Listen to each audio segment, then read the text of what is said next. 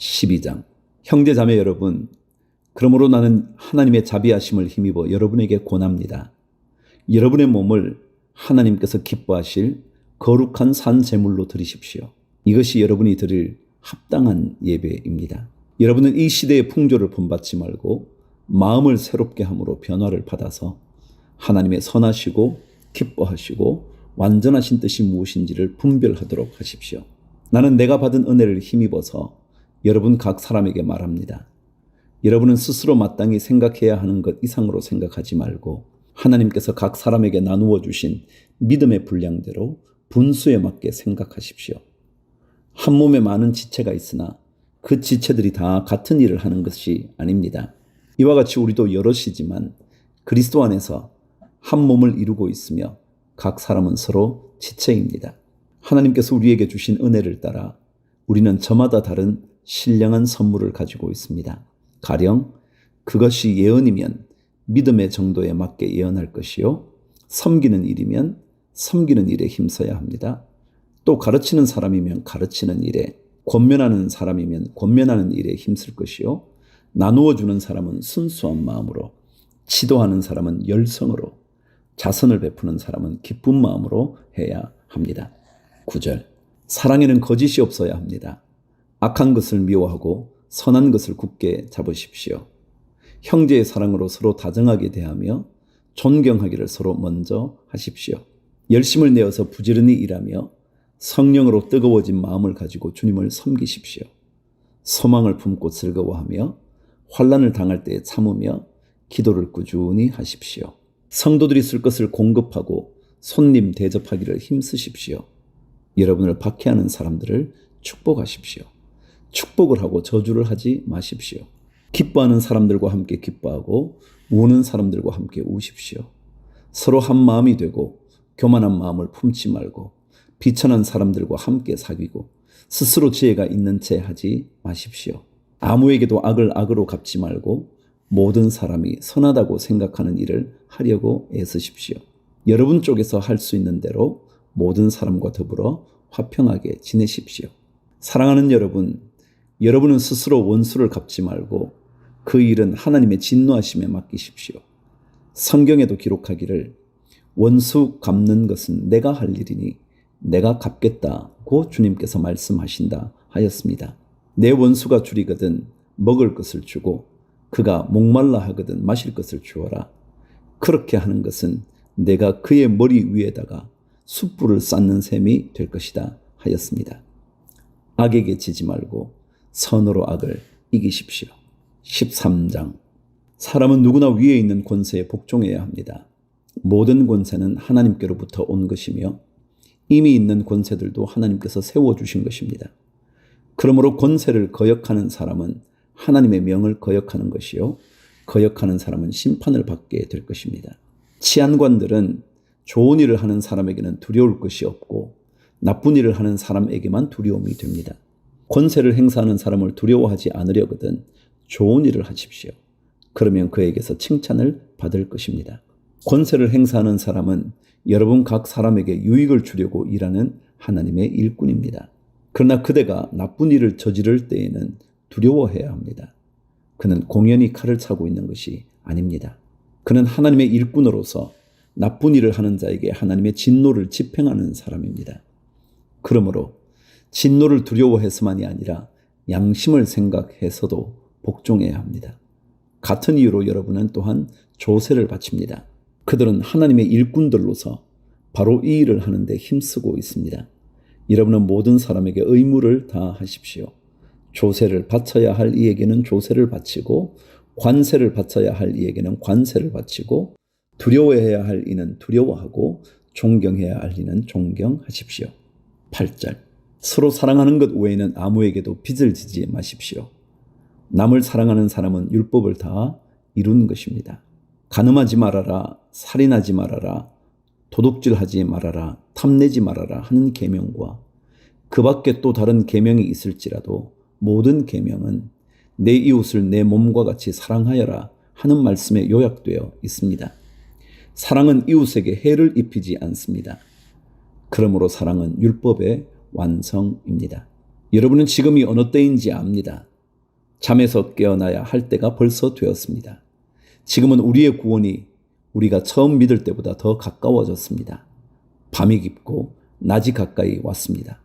그러므로 우리는 어둠의 행실을 벗어버리고 빛의 갑옷을 입읍시다. 낮에 행동하듯이 단정하게 행합시다. 호사한 연회와 술 취함, 음행과 방탕, 싸움과 시기에 빠지지 맙시다. 주 예수 그리스도로 옷을 입으십시오.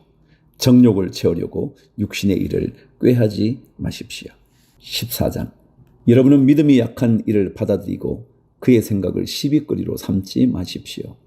어떤 사람은 모든 것을 다 먹을 수 있다고 생각하지만 믿음이 약한 사람은 채소만 먹습니다.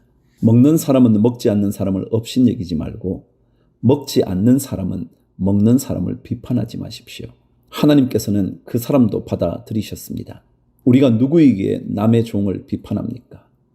그가 서 있든지 넘어지든지 그것은 그 주인이 상관할 일입니다. 주님께서 그를 서 있게 할 수 있으시니 그는 서 있게 될 것입니다. 또 어떤 사람은 이날이 저날보다 더 중요하다고 생각하고 또 어떤 사람은 모든 날이 다 같다고 생각합니다. 각각 자기 마음에 확신을 가져야 합니다. 어떤 날을 더 존중히 여기는 사람도 주님을 위하여 그렇게 하는 것이요. 먹는 사람도 주님을 위하여 먹으며 먹을 때에 하나님께 감사를 드립니다. 그리고 먹지 않는 사람도 주님을 위하여 먹지 않으며 또한 하나님께 감사를 드립니다. 우리 가운데는 자기만을 위하여 사는 사람도 없고 또 자기만을 위하여 죽는 사람도 없습니다. 우리는 살아도 주님을 위하여 살고 죽어도 주님을 위하여 죽습니다. 그러므로 우리는 살든지 죽든지 주님의 것입니다. 그리스도께서 죽으셨다가 살아나신 것은 죽은 사람에게도 산 사람에게도 다 주님이 되시려는 것이었습니다. 그런데 어찌하여 그대는 형제나 자매를 비판합니까?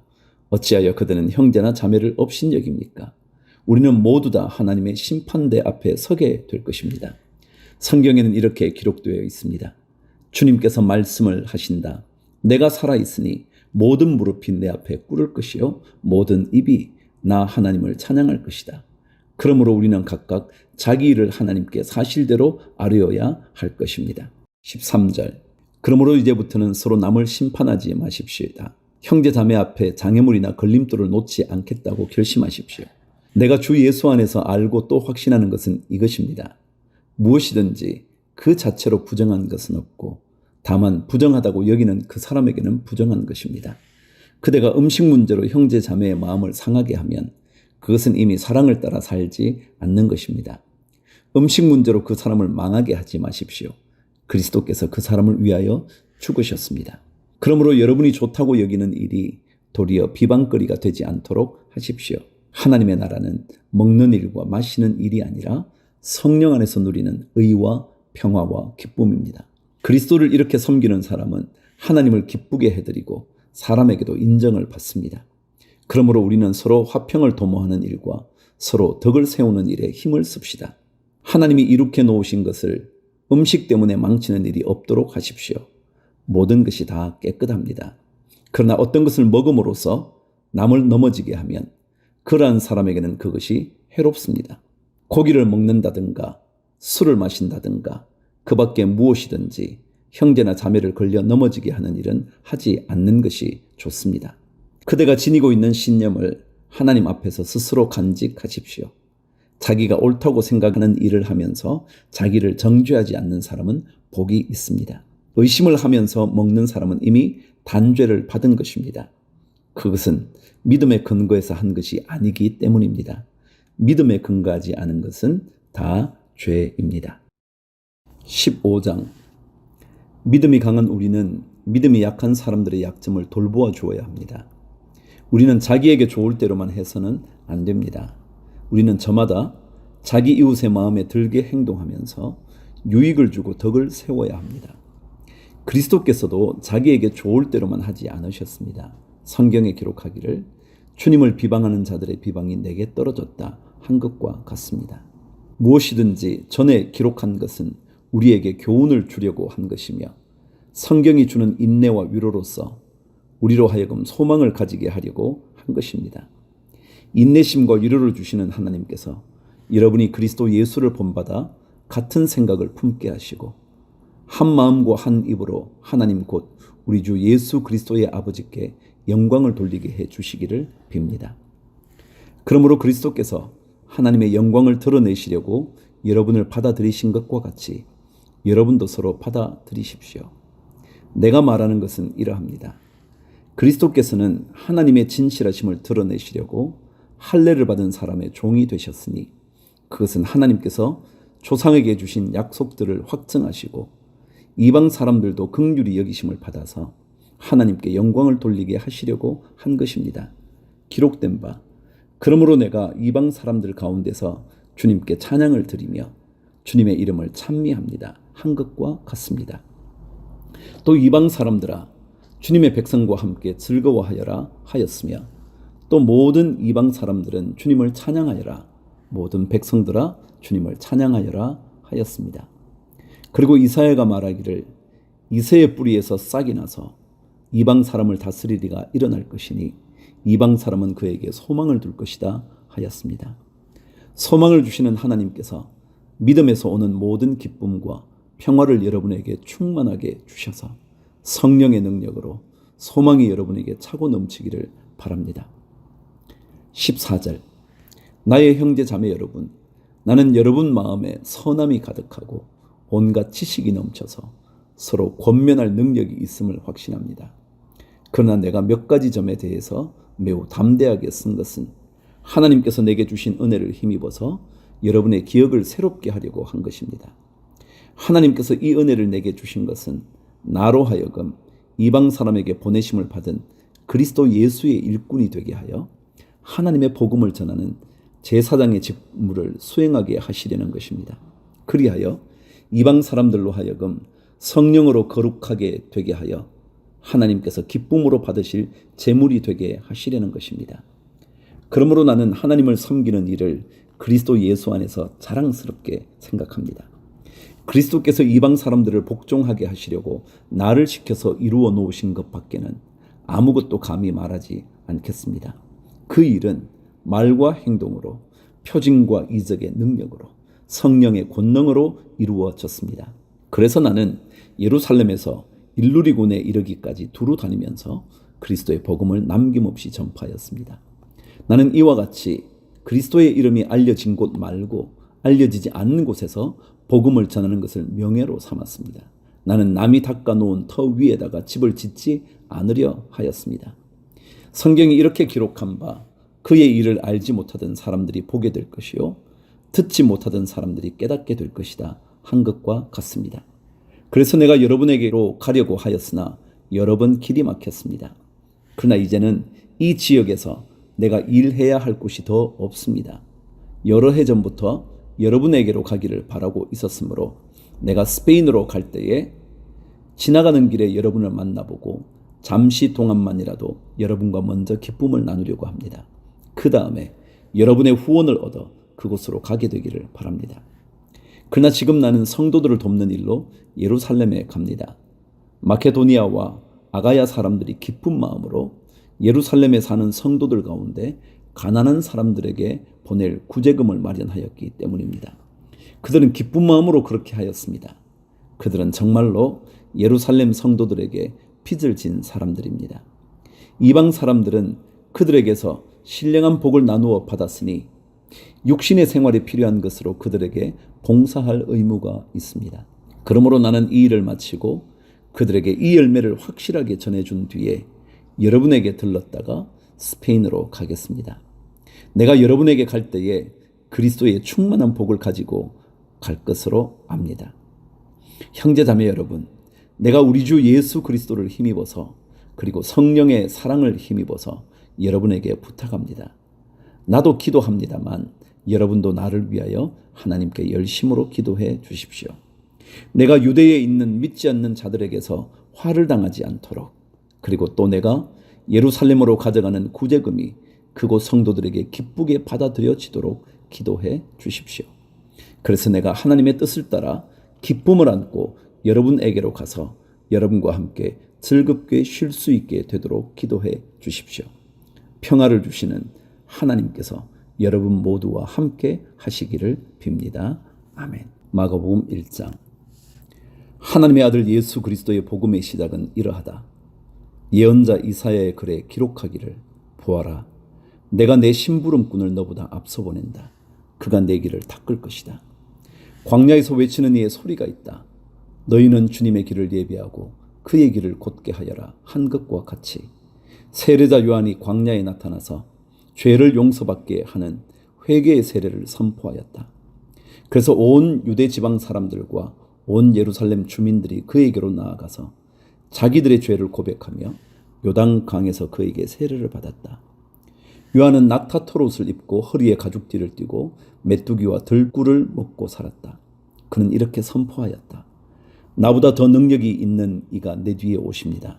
나는 몸을 굽혀서 그의 신발끈을 풀 자격조차 없습니다.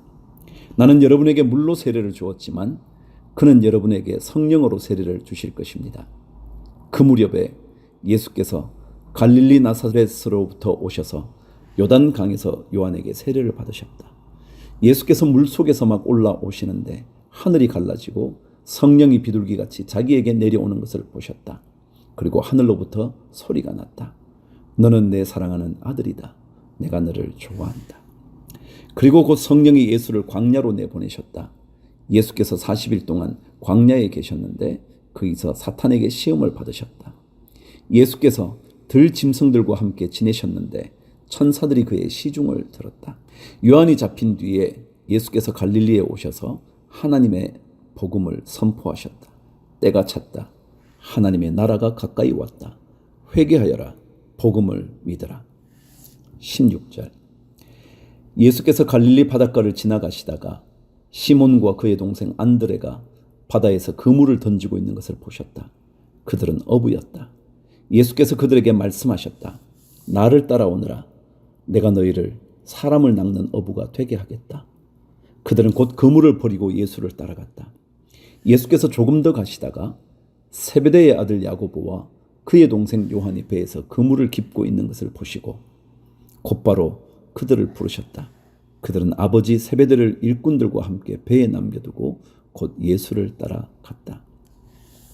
21절. 그들은 가버나움으로 들어갔다.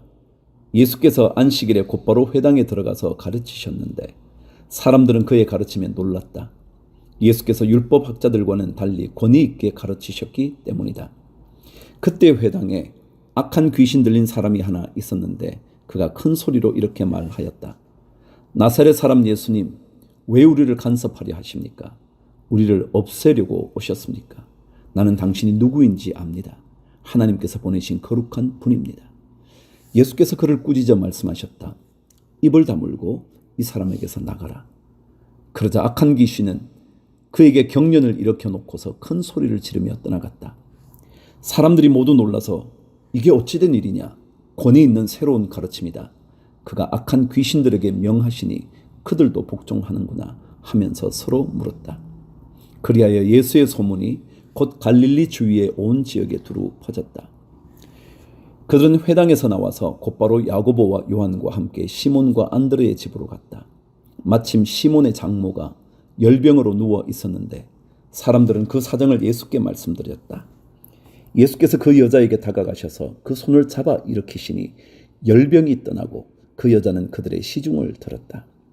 해가 져서 날이 저물 때에 사람들이 모든 병자와 귀신 들린 사람을 예수께로 데리고 왔다. 그리고 온 동네 사람이 문 앞에 모여들었다.